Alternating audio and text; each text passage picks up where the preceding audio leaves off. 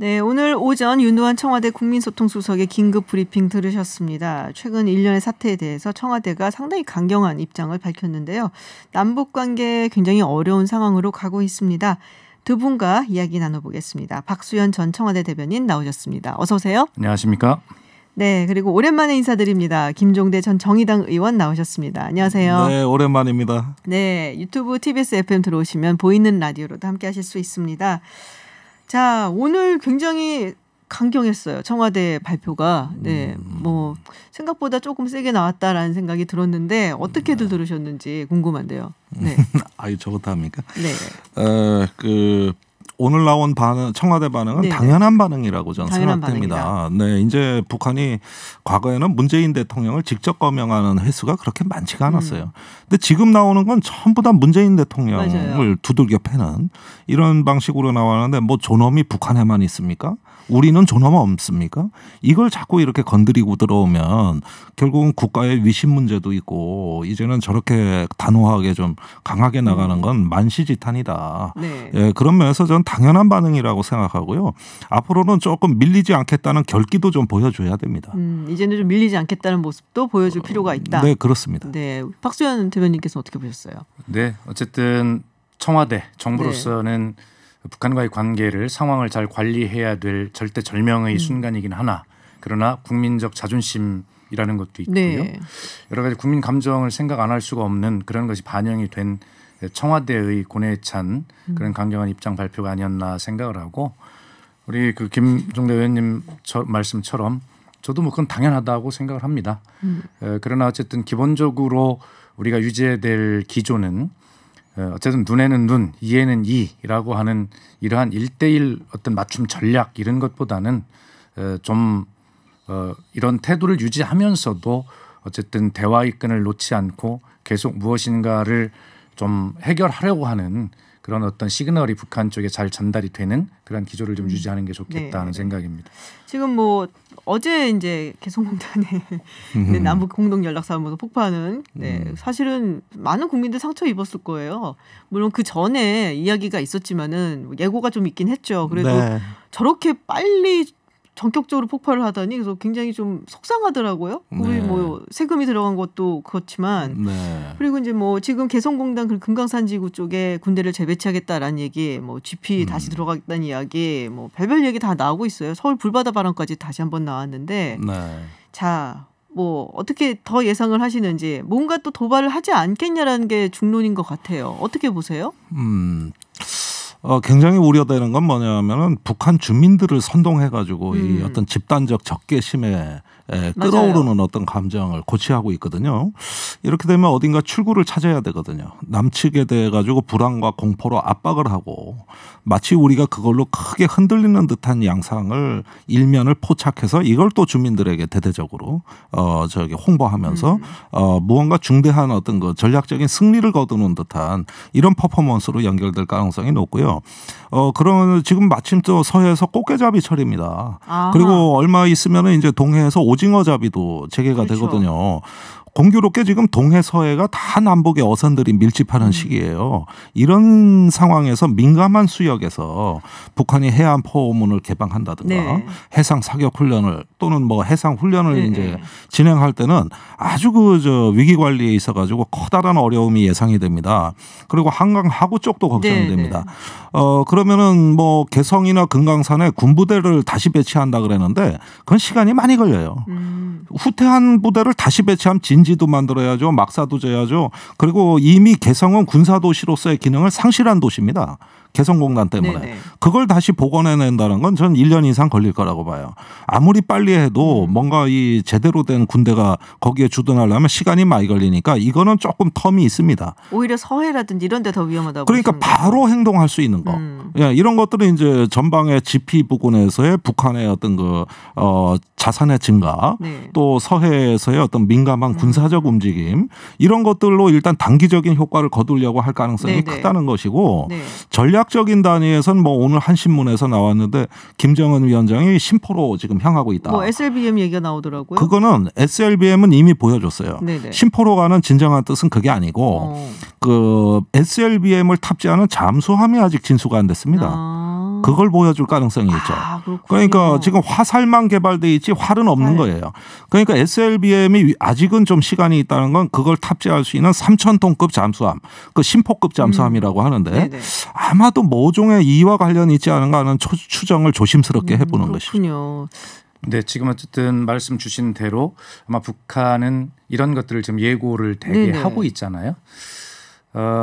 이런 문제들은 예고한 것은 차분하게 북한 입장에서 보면 아마 다 실행을 할 겁니다. 그러나 그 어디까지 넘지 말아야 될 선을 어디까지 상정하고 있는가, 소위 이제 레드라인을 어디까지 보고 있는가의 문제죠. 지금 제가 볼 때는 뭐 이런 것들을 다 순서대로 하고, 다만 미국을 직접 겨냥할 수 있는 어떤 군사적 도발 뭐 이런 것들을 아마 레드라인으로 저는 이제 생각을 하고 있거든요. 네, 그런 것인데 이미 북한은 보여줄 건 지금 말씀드려 다 보여줬어요. 핵실험도 다 해가지고 핵무력이 완성되었다는 걸 선언했고, 또 ICBM도 이미 완성됐다고 주장을 한 바 있고요. SLBM 다 보여줬기 때문에 아마 저도 지금 말씀대로 그 SLBM을 탑재할 수 있는 아마 잠수함의 진수, 그래서 심포로 지금 가고 있는 것처럼 보이고 있잖아요.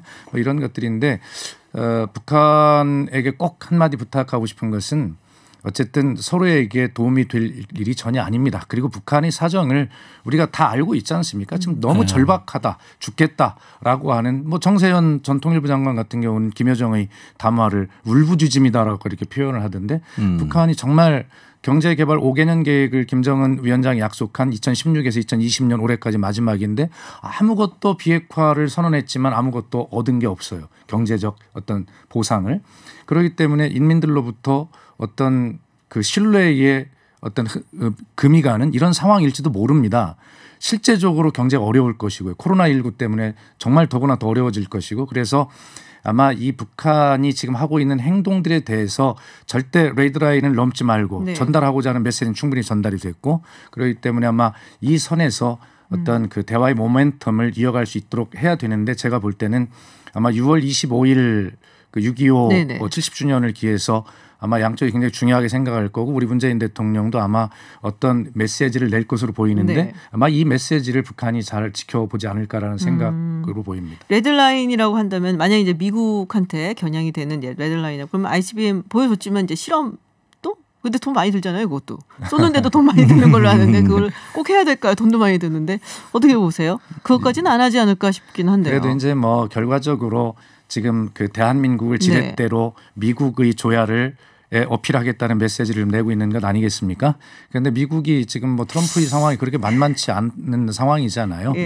뭐 대선의 가도가 어떻게 될지 모르기 때문에 아마 현재 미국의 그 정책 우선순위는 한반도 남북 문제 이런 것들이 굉장히 뒤로 밀려 있을 겁니다.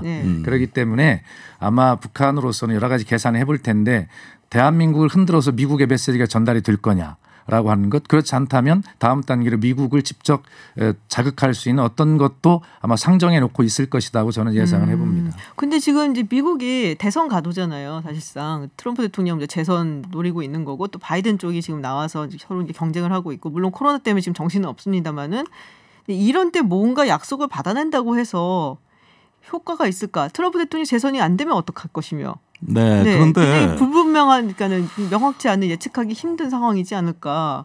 물론 불확실성이 있죠. 그렇지만은 이제 전략적인 판을 깐다고 할 때는 단순히 트럼프만을 대상으로 하는 게 아니라 차기 정권까지 보일 겁니다. 지금 민주당도 이제 새로운 대북 정책을 준비할 거고, 그렇게 되면은 뭐 바이든 부통령이 또 될지도 모르니까 어떤 미국 민주당 정권이 등장할 가능성에 대비해서도 북한이 주도하는 전략적인 판. 뭔가 미국이 먼저 선제적으로 들어오는 걸 기다리지 말고 먼저 앞서서 전략적인 판을 깔자 그러면은 대선 국면이 북한으로서는 상당히 어떤 결정적 시기도 될 수 있는 거거든요. 그 추후에 누가 집권하든 이제 협상이 되는 거니까. 그런 면에서는 북한은 이미 트럼프라는 개인 대통령, 협상의 상대로서 트럼프에 연연하지 않고 좀 전략적인 어떤 공세로 나가지 않겠느냐. 적어도 11월까지는 그런 공세를 좀 강화하면서 이걸 이제 자기들이 주도할 수 있는 판으로 만들고 싶다는 이런 의지와 욕망을 드러낼 것 같습니다. 그러니까 좀 전략적 판이라고 말씀하셨는데 아마 북한으로서도 그 점이 굉장히 우려스러울 겁니다. 지금 트럼프가 정치적으로 대선 가도에서 불리하면 불리할수록 북한이 어떤 도발을 했을 때 트럼프는 그것을 선거에 유리하게 이용하려고 하는 생각을 하고 있을 거예요. 북한이 도발했을 때 그것을 즉각적으로 무력으로 어느 단계까지 응징을 한다든가라고 하는 생각도 그런 유혹을 받을 겁니다. 저는 그 가능성을 전혀 배제할 수 없다고 그러니까. 봐요. 네. 그래서 북한 지금 김종대 의원님 말씀하신 대로 북한이 전략적 판을 깔아야 된다라는 뭐 취지에 말씀하셨는데 그러기 때문에 그런 것들을 다 감안해서 북한이 전략적으로 미국과의 관계를 이 시점에 굉장히 중요하게 전략적으로 봐야 됩니다. 그러면 뭐 저는 2017년 상황으로 되돌아가는 거다. 그때 이제 이미 트럼프는 2017년 9월인가요? 합참의장한테 북한에 대한 군사 계획을 가져와라. 이래가지고 상당히 어떤 그 완성도 높은 계획을 준비했었거든요. 그런데 때마침 문재인 대통령이 먼저 선제적으로 협상에 나서면서 그걸 돌려 세웠지만 사실 그 뭐 화형과 분노 뭐 하면서 트럼프의 어떤 그 자기의 어떤 그 위신을 과시하는 이런 어떤 것이 군사적인 계획 단계까지 한번 나간 전례가 있기 때문에 일단은 뭐 무시할 가능성은 아닙니다. 그러나 적어도 트럼프가 지금 상황에서 또 미국이 어떤 전쟁 에너지가 코로나라든가 또 해외 주둔 미군의 감축이라든지 이런 여러 가지 사정으로 봤을 때 당장 전쟁을 할 수 있는 어떤 그 상황으로 가지를 않는다면은 북한은 조금 더 미국의 어떤 그 압박을 가해도 된다는 어떤 여유를 갖고 행동하지 않겠느냐. 그래서 북한에게 행동의 자유를 주는 또 지금 트럼프한테서 반응이 일치 안 나오고 있어요. 어디로 사라졌어요 이분이. 근데 트럼프가 뭐라고 반응하기도 뭐한 게 지금 김정은 위원장이 전혀 안 나오고 있거든요. 트럼프 입장에서는 김여정 부부장이 얘기하는 것에 대응을 하기에는 조금 그렇죠. 근데 뭐 트럼프는 뭐 트위터 중독자이기 때문에 뭐 시도 때도 없이 뭐 하시는 분이라서. 근데 김정은 위원장에서 국가 수반이라고 할 수 있는 사람 측에서 뭔가 나온다면은 이렇게 맞대응을 해줄 수도 있겠지만 그러니까 그렇지 않을까 싶은데요. 서로 간에 김여정을 내세운 이유도 바로 여러 가지 이제 포석이 있을 텐데 지금 앵커께서 말씀하신 그 지점도 한 부분입니다. 그래서 어떤 트럼프, 김정은, 그다음에 문재인 대통령 이렇게 정상끼리 뭔가 마지막에 한 수는 좀 여백으로 남겨놔야 이 상황을 관리할 수 있는 좀 공간이 있지 않겠습니까? 아마 트럼프도 그런 측면에서 보면 굉장히 전략적 지도자라는 생각이 듭니다. 근데 또 성격이 한번 이제 자다가 일어나서 화가 탁 나면은 그때는 또 어떤 얘기 나올지는 모르는. 모른다니까요. 알 수가 없는. 알 수가 없어요. 요새 또 굉장히 분위기 안 좋거든요. 그래갖고 좀 불안하기는 한데 어쨌든 뭐 지금 뭐 상황 굉장히 안 좋습니다. 그리고 여쭤보고 싶은 게 하나 있는데 이게 남북 간 모든 통신통이 먹통이 됐다 그랬거든요. 뭐 한라인도 끊겼다 그랬는데.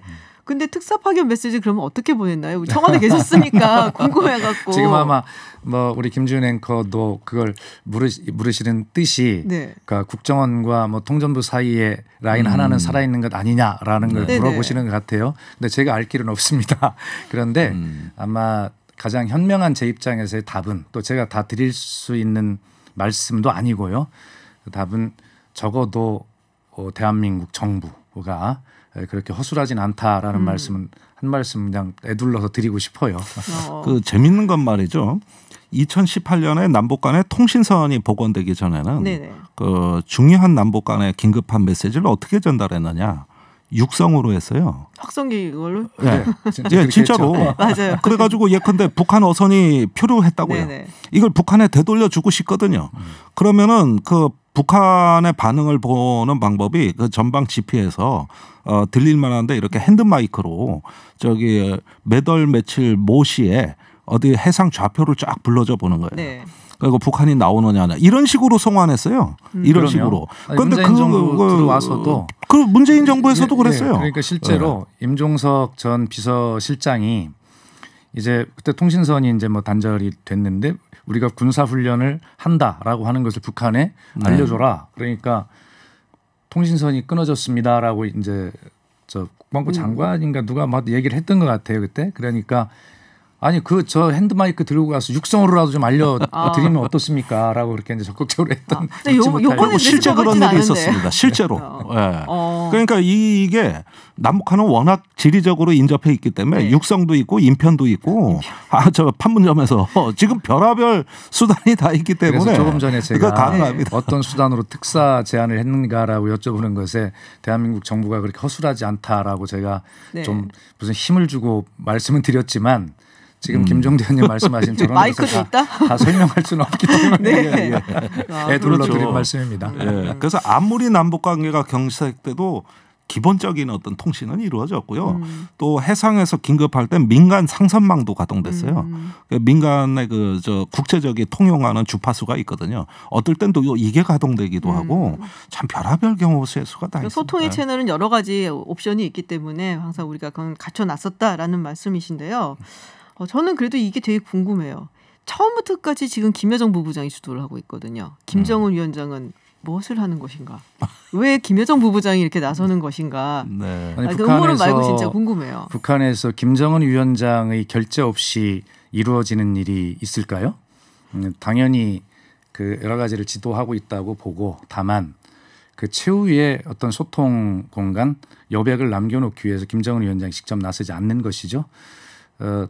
다른 측면에서 보면 4.27 그 판문점 선언이나 9.19 평양 공동선언 같은 것들을 김정은 위원장과 김여정이 직접 주도해서 앞장서서 해낸 주역들 아니겠습니까? 그런데 그런 것들이 합의가 이행이 되지 않은 이런 상황을 누군가는 또 책임을 지고 해결해야 될 필요성이 있는 거잖아요. 인민들 불만이 많은 인민들 앞에서 본다면 그렇기 때문에 김여정에게 기회도 주고 그런 책임도 동시에 이행하라고 하는 그러한 메시지라고 저는 생각을 하고요. 그럼 왜 기회를 줄까요? 그러면?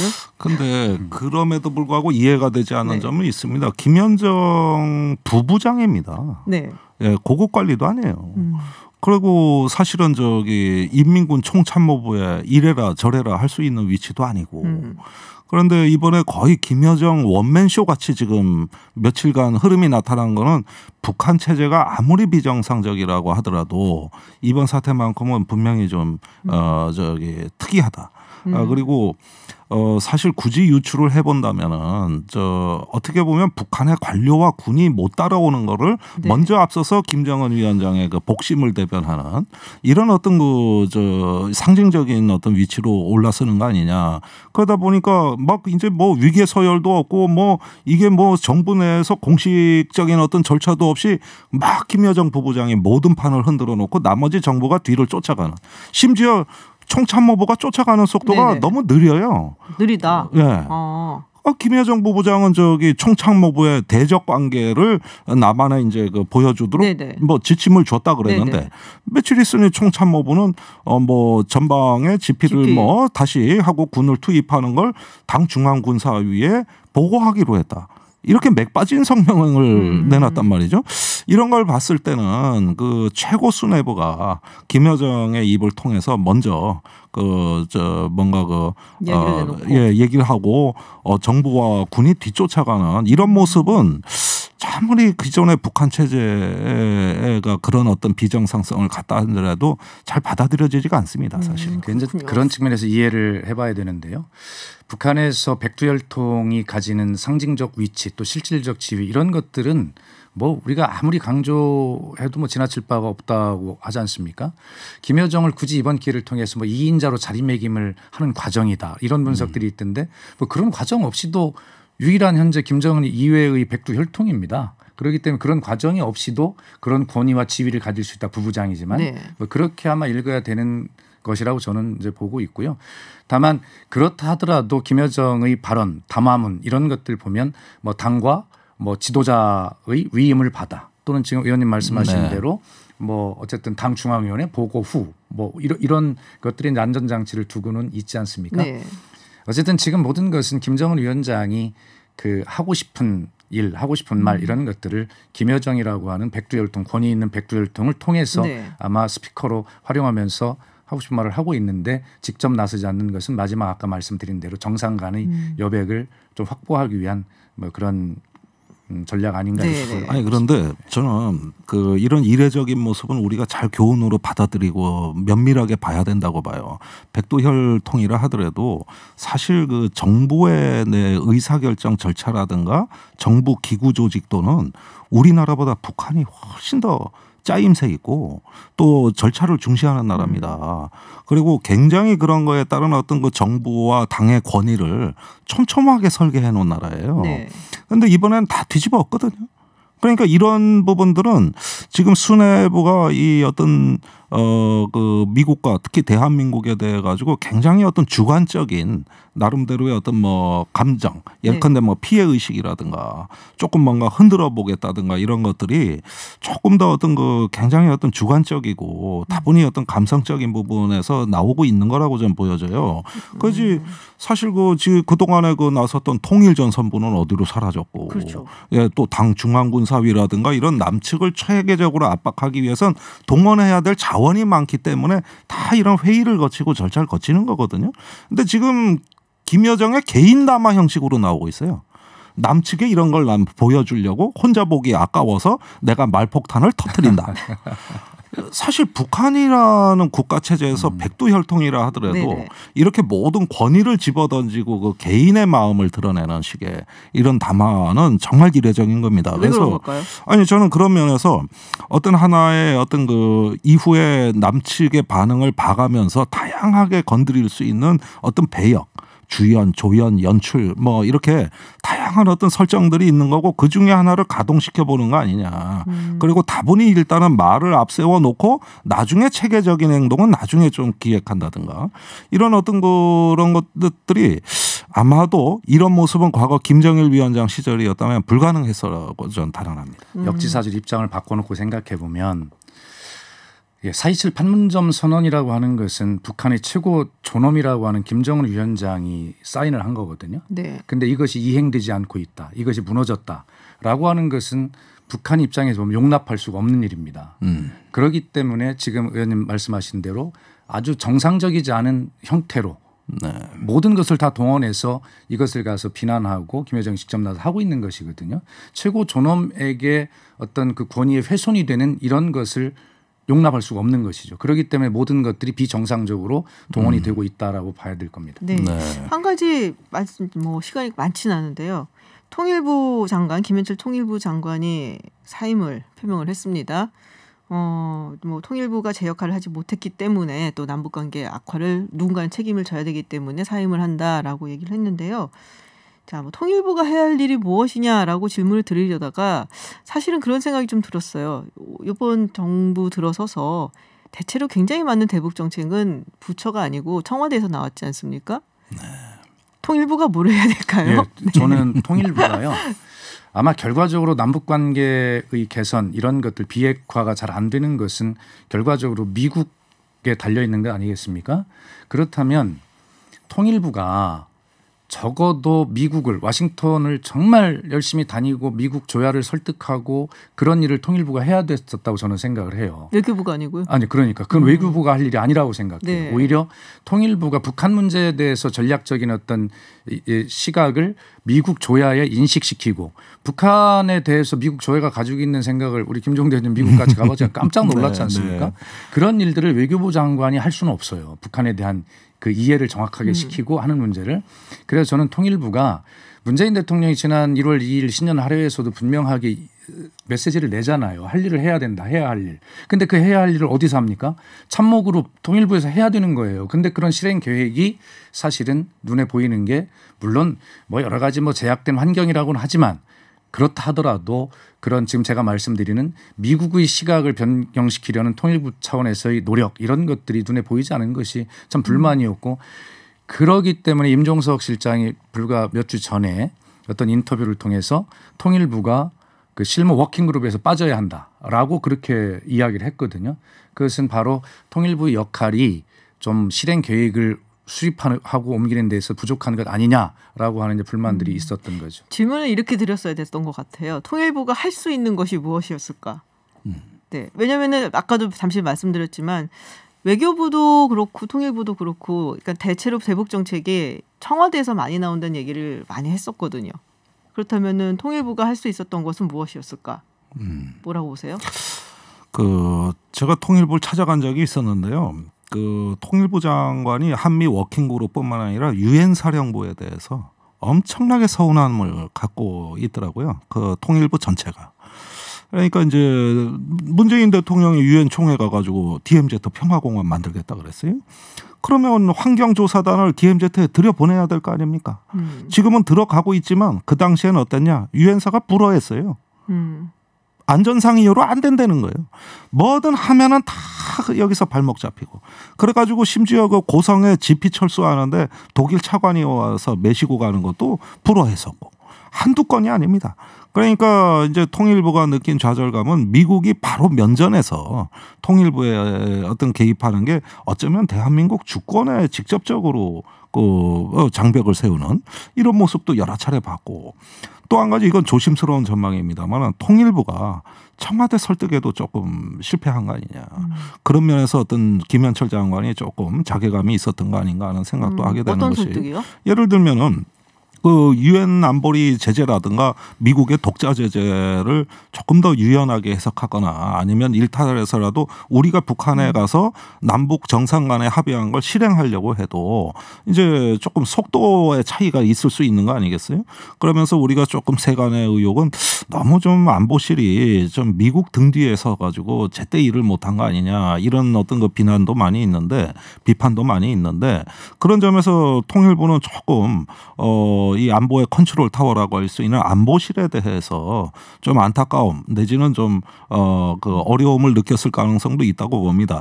사실은 통일부 장관의 사표는 그렇게 중요하지 않습니다. 이 정부의 안보의 컨트롤 타워는 누가 뭐래도 청와대 안보실이에요. 거기서 대부분 기획하거든요. 그런 점에서는 조금 통일부 장관의 사의 표명은 저는 좀 적절치 않았다고 봅니다. 그것보단 새로운 안보실을 구성하는 쪽으로 이렇게 관심이 모아지고 네, 그렇게 저 공영 실장이 안 들었으면 좋겠다라는 생각 잠시 했습니다. 단계적으로 뭔가 이제 뭐 사인들 이런 것들이 이제 나오고 할 텐데 아마 김현철 장관 같은 경우 참 안타까워요. 저도 이렇게 좀 비판적으로 이야기를 하지만 사실 하노이 결렬 이후에 두 번째 통일부 장관이 되어서 굉장히 안 좋은 여건 하에서 무엇인가 해보려고 노력은 했지만 돌파를 못한 것이거든요. 지금 말씀하신 여러 가지 이유가 있습니다. 그러나 분명하게 지금 상황에서 남북 간의 관계에서 가장 중요한 것은 저는 신뢰라고 생각을 합니다. 그건 동의하실 거라고 생각하고요. 그런 적어도 아무것도 이행하지 않았어라고 막 그 김여정이 담화를 통해서 울부짖듯이 이야기하는 북한 입장을 보면 우리가 그래 정말 우리도 못한 거 맞다라고 인정하면서 무엇인가 같이 더 해볼게라고 하는 사인을 무엇인가 줘야 되는데 최소한 통일부 장관의 사의 표명이라고 하는 것은 저는 그런 측면에서 북한의 어떤 신뢰를 좀 쌓을 수 있는 그러한 작은 시그널은 될 수 있다 이렇게 보고요. 뭐 청와대 외교안보 라인의 뭐 교체 문제는 뭐 지금 여기 자리에서 언급할 상황은 아닌 것 같고요. 네, 알겠습니다. 그래도 김현철 장관에게 뭐 고생했고 또 미안한 마음도 들고 또 어떻게 보면 사의 표명은 뭐 당연한 것이다 이런 생각을 합니다. 알겠습니다. 저희가 시간이 다 됐습니다. 벌써 이렇게 빨리. 네. 우리 박수현 수석이 계시니까 시간이 잘 가네. 아유 전문가가 나오시니까 지금. 이렇게 훈훈한 장면이 연출되기는 굉장히 오랜만이긴 한데요. 네. 그렇습니다. 네, 오늘 뭐 두 분 전문가 정말 북한 이야기에 대해서는 뭐 전문가 분들이시니까요. 많은 이야기 나눠봤습니다. 네, 지금까지 김종대 전 정의당 의원 그리고 박수현 전 청와대 대변인과 말씀 나눴습니다. 오늘 고맙습니다. 감사합니다. 감사합니다.